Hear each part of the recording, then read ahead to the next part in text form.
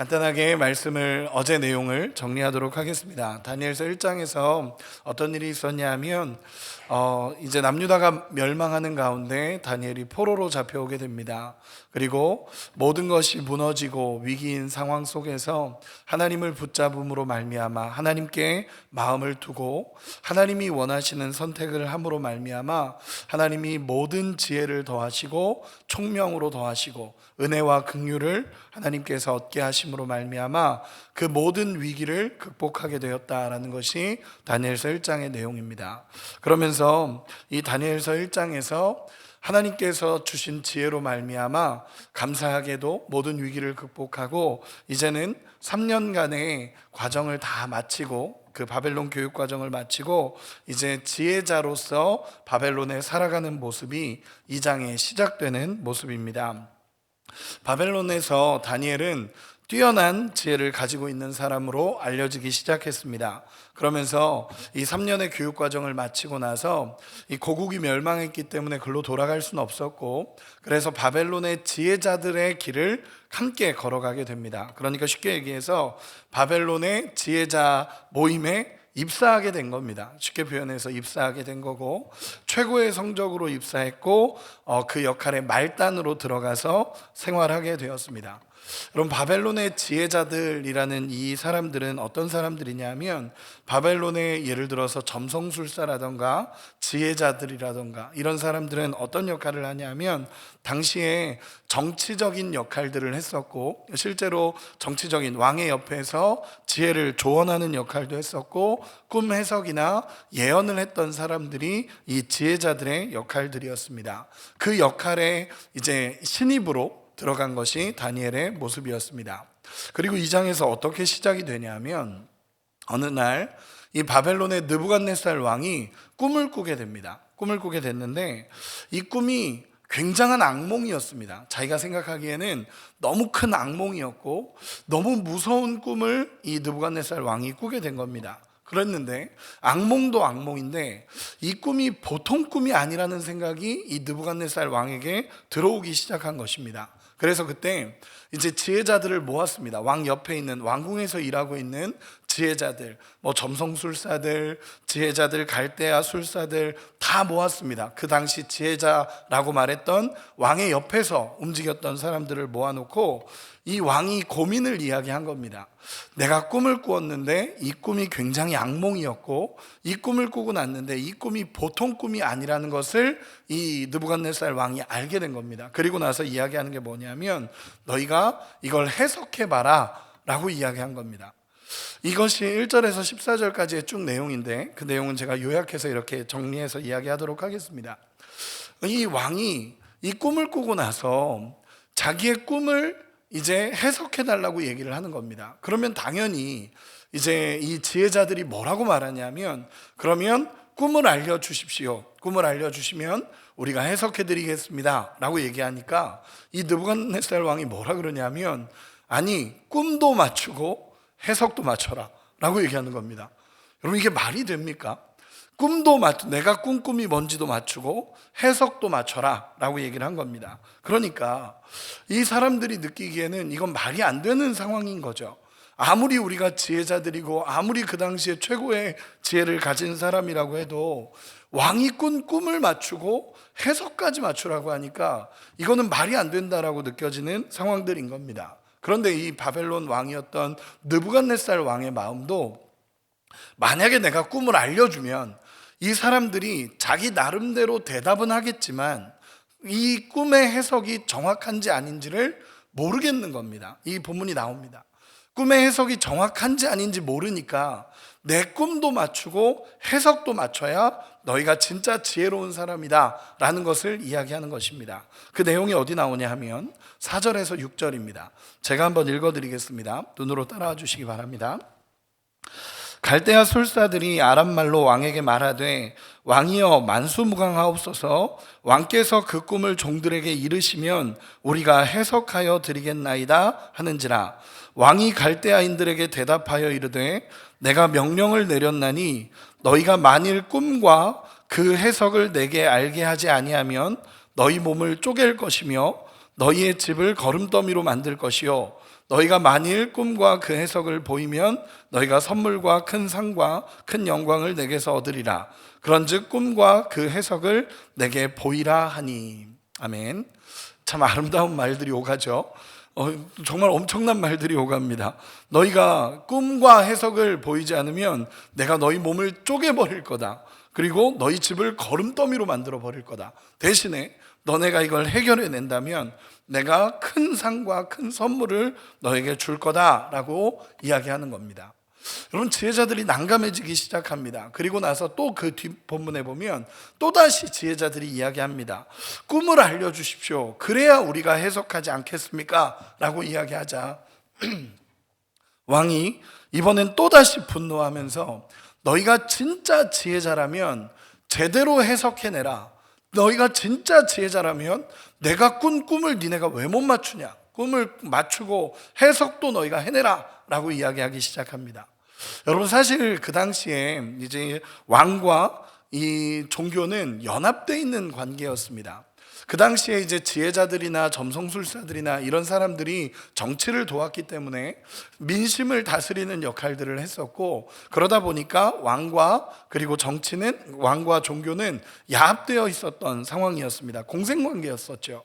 그렇게 된 상황에서 왕도 사실은 그동안에 종교인들을, 그 지혜자들을 존중하면서 살았고, 지혜자들도 왕을 경배하면서 살았던 관계였습니다. 그런데 왕이 이렇게까지 강하게 이야기하는 경우가 거의 없었던 겁니다. 그래서 10절에 보면 이제 갈대아인들, 이 지혜자들이 선을 넘어버립니다. 우리 10절 같이 한 번만 읽어보도록 하겠습니다. 10절 같이 읽겠습니다. 시작.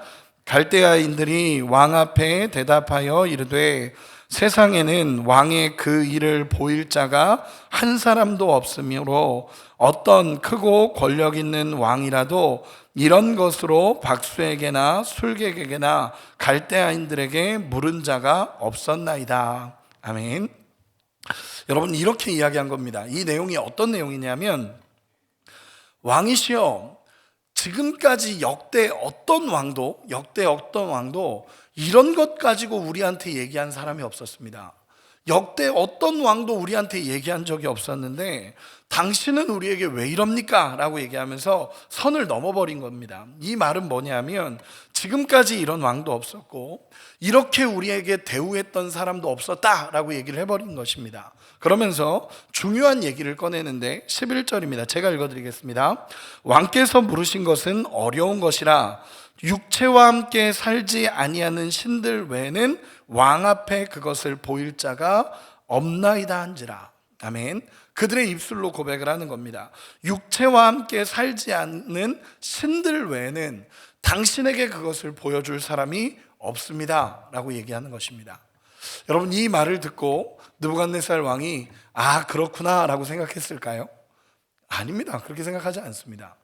이 자존심이 상하는 문제인 겁니다. 이 지혜자들이 어떻게 우리한테 이렇게 합니까? 역대 어떤 왕도 우리를 이렇게 대우한 적이 없습니다 라는 이 말에 이제 느부갓네살 왕이 더 이상 참지 않습니다. 그동안에 정말 많은 돈을 그들에게 줬었고, 이 역사를 보면 정말 많은 돈을 그들에게 줬었고 많은 권력을 그들에게 다 주면서 그들에게 계속적으로 도움을 줬었는데 이제 왕 앞에서 이렇게 이야기하니까 이 느부갓네살 왕은 더 이상 참지 않습니다. 그러면서 어떻게 하냐면 왕궁에 있는 모든 지혜자를 죽여라 라고 얘기합니다. 엄청난 일이 벌어진 겁니다. 모든 지혜자들을 다 죽여라. 이 사람들뿐만이 아니라 지혜자라고 말하는 박수와 술객, 이 바벨론에 있는 모든 지혜자들을 다 죽여라 라고 명령이 떨어지기 시작합니다. 그때부터 바벨론에 유례 없는 지혜자 학살이 일어나기 시작합니다. 지혜자들이 다 죽어나가기 시작하는 겁니다. 이 원로원들이라고 말하는 그 왕의 옆에 있었던 사람들이 말을 한마디 잘못했다가 이제 모든 지혜자들이 다 죽어나가기 시작하는 것입니다. 여러분, 다니엘과 세 친구는 이제 입사한 사람들입니다. 이제 3년 교육을 마치고 이제 지혜자로 입사했는데 이 사건을 통해서 이들도 죽을 위기에 처해지게 된 게 이 2장의 배경입니다. 여러분, 이런 상황이 벌어진 겁니다. 이제는 다니엘과 세 친구도 죽고 이제 모든 사람들이 죽을 수밖에 없는 상황이 벌어지게 됩니다. 이제 다니엘도 찾아가서 이 근위대장이었던 아리옥에게 명령이 내려지고 이 아리옥이 곳곳을 찾아다니면서 모든 지혜자들을 죽이기 시작합니다.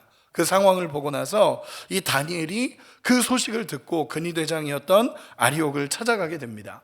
그리고 찾아가서 정확하게 이야기합니다. 왜 이런 일이 일어나게 됐습니까? 라고 물었더니 이 아리옥이 이런 일이 있어서 너희는 다 죽어야 된다 라고, 왕의 명령이 이렇게 내려왔기 때문에 너희는 다 죽어야 된다 라고 이야기가 됩니다. 그러자 이 다니엘이 제가 왕을 뵙고 싶습니다.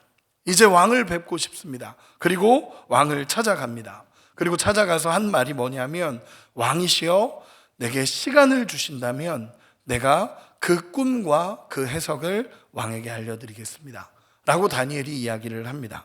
여러분 물어보겠습니다. 다니엘이 대책을 가지고 이렇게 이야기했을까요? 아니요. 다니엘도 몰랐습니다. 다니엘도 몰랐고 대책이 없었습니다. 그냥 이런 상황에서 어떻게 해야 될지 모르니까 이 왕을 찾아가서 다니엘이 이야기한 겁니다. 내게 시간을 주신다면 그 꿈과 해석을 알려드리겠습니다 라고 이야기합니다. 그래서 이 왕이 들어보니까 지금까지 이렇게 이야기한 사람이 없었습니다. 이렇게까지 이야기한 사람이 없었고, 그동안의 지혜자들은 다 왕이 잘못 얘기했다고, 어떻게 꿈도 안 알려주고 해석만 해달라고, 그 꿈도 안 알려주면서 꿈과 해석을 알려달라고 하냐고 하면서 다 왕을 탓했고 왕이 잔인하다라고만 이야기를 했습니다. 그런데 다니엘은 와서 시간만 주면 해석해 주겠다라는 것입니다. 그러니까 왕이 지혜자 학살을 멈추게 됩니다. 딱 멈추게 되고, 그러면 너에게 시간을 주겠다 그러면서 약 하루 정도의 시간을 주었을 거다라고 이야기합니다. 하루 정도의 시간을 주게 됩니다. 여러분, 그러면 그 뒤로 다니엘이 뭐 할까요? 뭐 해야 될까요? 여러분, 여기까지는 이제 스토리가 쭉 진행이 됐고, 이제부터 다니엘이 뭐 해야 되는지를 우리가 봐야 됩니다. 여러분, 이런 위기가 찾아왔습니다. 이런 상황이 찾아왔습니다. 여러분이라면 어떻게 하시겠습니까? 기도해야죠. 새벽이라가 이렇게 조용하신 거죠. 여러분, 기도하셔야 됩니다. 기도. 그래서 다니엘이 그때부터 기도하기 시작합니다. 우리 17절에서 19절까지 한 번만 읽어보도록 하겠습니다. 17절에서 19절까지 말씀입니다. 같이 읽겠습니다. 시작. 이에 다니엘이 자기 집으로 돌아가서 그 친구 하나냐와 미사엘과 아사랴에게 그 일을 알리고, 하늘에 계신 하나님이 이 은밀한 일에 대하여 불쌍히 여기사 다니엘과 친구들이 바벨론의 다른 지혜자들과 함께 죽임을 당하지 않게 하시기를 그들로 하여금 구하게 하니라. 이에 은밀한 것이 밤의 환상으로 다니엘에게 나타나 보임에 다니엘이 하나님에 계신 하나님을 찬송하니라. 아멘. 여러분, 다니엘이 기도하기 시작합니다. 하나님 앞에 기도하기 시작하고, 이제 새 친구들에게 가서 우리 같이 기도하자라고 얘기하고 새 친구들과 함께 하나님 앞에 기도하기 시작합니다. 여러분, 어떤 기도했을까요? 오늘 본문에 나타납니다. 살려달라고 기도하는 겁니다. 하나님 살려주십시오. 하나님, 이 상황에서 우리가 어떻게 해야 됩니까? 하나님 살려주십시오 라고 하면서 하나님 앞에 간절히 부르짖는 겁니다. 여러분, 얼마나 간절했겠습니까? 내일 당장 이제 죽을 수밖에 없는 상황입니다. 얼마나 간절했겠습니까? 얼마나 하나님께 매달렸겠습니까? 우리 인생의 문제 하나만 터져도 우리 하나님 앞에 간절하게 매달리지 않습니까? 다니엘도 마찬가지입니다. 이 인생의 가장 큰 위기, 내일이면 이제 죽을 수밖에 없는 상황에 하나님 앞에 간절히 기도하기 시작했습니다. 여러분, 그때 하나님께서 다니엘로 하여금 그 꿈과 환상을 알게 하십니다. 여러분, 우리가 잘 이해해야 되는 중요한 영적인 원리가 여기서 나옵니다. 여러분, 어떤 원리냐 하면, 하나님의 사람들에게 위기는 때로는 기회가 될 수 있다는 것입니다. 여러분, 하나님의 사람에게 위기는 하나님의 기회가 될 수 있습니다. 왜냐하면요, 여러분, 이런 위기가 아니면 아무리 다니엘이 똑똑한다고 한들 그의 영향력이 바벨론에 드러날 수가 없습니다. 아무리 그가 탁월하고 아무리 그가 지혜롭다고 한들 하나님이 다니엘을 그 높은 자리에 세우지 않습니다. 그런데 하나님께서 이 위기를 만나게 하시면서 이 다니엘을 통해 하나님의 영향력이 그에게 드러나기 시작하는 것입니다. 오히려 이 위기가 하나님의 사람들에게 기회가 되어지기 시작했다라는 것입니다. 이게 영적인 반전이 일어나는 장면들입니다. 하나님 앞에 기도하고 하나님 앞에 매달리기 시작하니까 오히려 이 위기가 기회가 돼서 왕에게 하나님을 드러낼 수 있는 기회가 되기 시작하고 이 왕이 신뢰할 수 있는 기회가 되기 시작합니다. 아무리 다니엘이 똑똑해도요, 그 바벨론 한가운데서 포로 출신으로서 영향력을 드러낼 수가 없습니다. 그런데 이 위기를 만나니까 그 위기 속에서 하나님이 드러나게 되는 것이고 다니엘을 하나님이 세우시는 방법이 되기 시작합니다. 그리고 우리는 놀라운 구절 하나를 더 이해해야 되는 것이 우리 1장 17절 한 번만 보도록 하겠습니다. 1장 17절입니다. 우리 같이 한번 읽어보도록 하겠습니다. 1장 17절 시작. 하나님이 이 내 소년에게 학문을 주시고 모든 서적을 깨닫게 하시고 지혜를 주셨으니 다니엘은 또 모든 환상과 꿈을 깨달아 알더라. 아멘. 하나님이 그에게 이미 주셨던 은사입니다. 하나님이 그에게 이미 주셨고 하나님이 그에게 환상과 꿈을 깨달아 아는 은혜를 그에게 주셨습니다. 그럼에도 불구하고 기도할 때 그 은사가 깨달아지는 것이고 기도하면서 하나님 앞에 매달렸을 때 하나님이 그 일을 깨닫게 하시는 하나님의 역사가 일어나기 시작합니다. 그리고 나서 다니엘은 하나님을 찬양하기 시작합니다. 하나님께서 이 모든 것을 보이신 줄 알고 하나님을 찬양하며 하나님을 예배하고 하나님을 높여드리기 시작합니다. 처음에 살려달라고 막 부르짖었던 그 기도를 하나님이 들어주시자 결국 우리 하나님을 찬양하고 모두를 위해서 하나님께서 이 해석을 알게 하셨다는 것을 그가 깨닫기 시작했다라는 것입니다. 여러분, 이 꿈에 대한 꿈과 해석은 내일 하도록 하겠습니다. 꿈과 해석에 대한 내용은 내일 말씀으로 나누도록 하고, 여러분, 어쨌든 다니엘이 이 꿈을 꾸고 나서 깨닫는 것이 있습니다. 이 환상을 하나님께서 그에게 보여주시고 나서 하나님께서 그에게 이 환상, 이 꿈과 해석을 하나님이 알게 하시고 나서 이 다니엘이 하나님 앞에 고백하는 것이 있습니다. 그 고백이 뭐냐면 20절 21절입니다. 제가 읽어드리겠습니다. 다니엘이 말하여 이르되 영원부터 영원까지 하나님의 이름을 찬송할 것은 지혜와 능력이 그에게 있음이로다. 그는 때와 계절을 바꾸시며 왕들을 패하시고 왕들을 세우시며 지혜자에게 지혜를 주시고 총명한 자에게 지식을 주시는도다. 아멘. 다니엘이 깨닫는 것입니다. 다니엘이 하나님이 주시는 꿈과 해석을 그가 깨닫고 나서 느부갓네살 왕에게 주셨던 그 꿈이 하나님이 주신 꿈이었고 하나님이 알게 하신 것이다 라는 것을 그 다니엘 자신이 깨닫고 나서 하나님 앞에 고백하는 것이 무엇이냐면, 하나님은 위대하신 분이시고 하나님이 때와 계절을 바꾸시고 왕들을 패하시고 세우시고 이 모든 역사가 하나님께 있습니다 라고 고백하기 시작합니다. 여러분, 이때부터 다니엘은요 권력을 두려워하지 않습니다. 이때부터입니다. 이때부터 다니엘은 권력에 굴복하지도 않고 이 권력 위에 하나님이 계시다라는 것을 다니엘이 깨닫기 시작합니다. 그러면서 하나님이 모든 것을 패하시고 모든 역사를 이끌어 가신다는 것이 다니엘에게 확신으로 다가옵니다. 여러분, 하나님의 말씀을 깨달아지고 하나님의 말씀이 이 삶에 부딪히면 내가 걷는 이 길이 확신으로 다가오는 겁니다. 확신으로 다가오고 이 길이 맞구나라는 믿음의 길로 걸어갈 수 있는 힘이 생기는 것입니다. 다니엘이 그 힘이 생기는 것입니다. 꿈을 해석하고 나서 그에게 깨달아지는 것이 뭐냐면, 하나님이 이 땅을 주관하고 있고 하나님이 이 역사를 주관하고 있고 우리가 눈에 보이지 않는 하나님이 모든 권력 위에 계시는구나 라는 것이 다니엘에게 깨달아지기 시작합니다. 그 내용에 대해서는 내일 말씀으로 나누겠습니다. 진짜 하나님을 경험한 사람은요 이게 깨달아지는 것입니다. 모든 권력 위에 하나님이 있고 하나님이 모든 것을 통치하신다라는 것이 다니엘에게 깨달아집니다.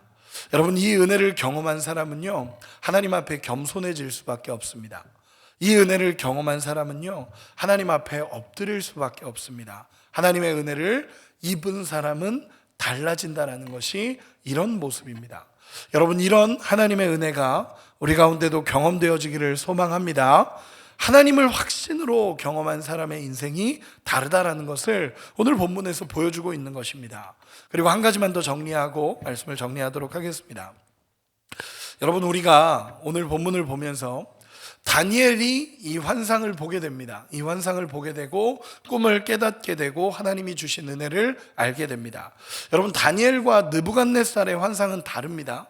이 내용이 다르다는 게 아니라, 그 안에 있는 내용이 다르다는 것이 아니라, 느부갓네살이 꾼 꿈과 다니엘이 본 환상은 하나님이 주신 것과 전혀 다른 영역이라는 것입니다. 예를 들어서 다니엘의 지금 환상은요, 그냥 꿈꾸다가 이게 뭐지 이런 환상이 아닙니다. 하나님이 멀쩡한 가운데 명확하게 보여주신 것이고 하나님이 정확하게 해석하게 하신 환상인 겁니다. 그러다 보니까 여러분, 그 느부갓네살이 하나님인가 뭔지도 모르는 상황에서 꾼 꿈과 이 다니엘이 정확하게 하나님의 역사를 경험한 것은 다르다라는 것입니다. 제가 왜 이야기를 하냐면, 예전에 저한테도 이제 어떤 분들이 찾아오셔서 꿈을 꿨다 그러시면서 찾아오시는 분들이 있습니다. 저는 보통 꿈을 꾸는 것 중요합니다. 영적인 꿈이 있을 수 있습니다. 영적인 꿈이 있을 수 있고 영적인 꿈을 인정합니다. 그러나 보통은 수면 부족이나 그런 상황에서 꾼 꿈들이 많습니다. 근데 꿈을 꿨다라고 말하는 것은 중요한 게 아니라는 것입니다. 꿈을 꿨다 이게 아니라 하나님이 주신 정확한 환상이 다니엘에게 보여졌고 그 정확한 것이 하나님의 역사로 일어났다는 것을 우리가 깨달아야 됩니다. 제가 왜 이 본문을 가지고 어떤 분들이 자꾸 꿈 얘기로 이렇게 이야기하시는 분들이 있는데, 여러분, 아닙니다. 이 꿈을 이야기하려고 하는 것이 아니라 하나님이 주신 명확한 환상과 하나님이 주신 뜻과 하나님이 주신 은혜가 이 다니엘에게 임했다라는 것을 말씀드리고 싶습니다. 여러분, 오늘 말씀을 좀 정리하도록 하겠습니다.